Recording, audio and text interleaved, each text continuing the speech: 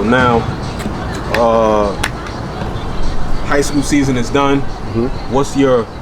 What's your post high school plans now? I know you said earlier something about your bro and your homies putting together highlight tapes and stuff. Wheelchair Classic, that's happening after the season. So what's going on now? You got March, April, May, June.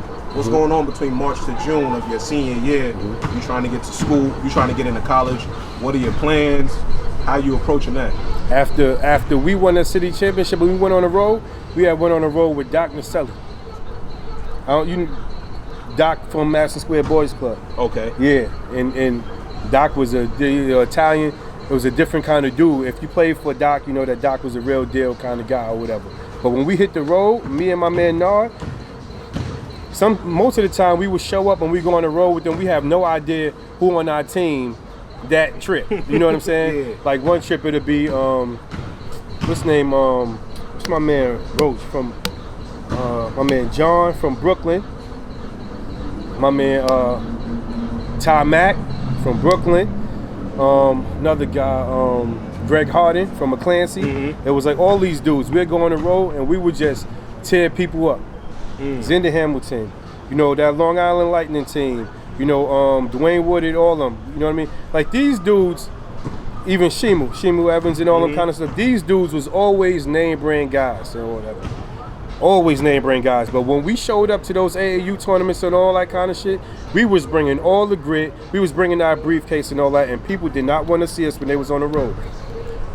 The people who were there and who were playing against that and who were in that particular time frame, Ed Cole and them, after we won the championship, that's when we had got cool with Ed Cole and them. And even if, another funny thing is that even after we got cool with them on the road and stuff like that, everybody would always come to each other's room and stuff like that. We would always go to the Brooklyn dudes' room because we knew that they was gambling and stuff like that. And so me and my man, we would go over there, we would hustle, we would take some of their money and stuff like that. And then we would bounce and come back to our room and just prepare for the game and all that kind of stuff. But that was like, we used to try to add insult to injury and stuff like that. You know, not for nothing and not like that. But we knew that that's where it was happening. It was like, and if that's where it's going down, we're going to dominate that too. Yeah. And then we'll go and we'll do that, and then we'll see you next day on the court. And it was real. We didn't win every tournament, obviously, and all that kind of stuff. And sometimes our teams was just shorthanded versus what they had with BABC and all that kind of stuff. But when we showed up, that summer we went crazy, you know, and we got some notice and all that kind of stuff, and we didn't get some notice. But Spike Lee, Gil Reynolds, we wound up bumping it, and somebody wound up hooking us up with Gil Reynolds. We went and worked out for Gil Reynolds in Queens one day, and Gil Reynolds said that he wanted us to go to his prep school, which was Longburg Prep. So me and my man Nard went to the prep school. We never even inquired about who was going to pay the tuition or whatever. We just like, all right, cool, we going or whatever. We went to the prep school, and come to find out, Spike Lee paid our tuition.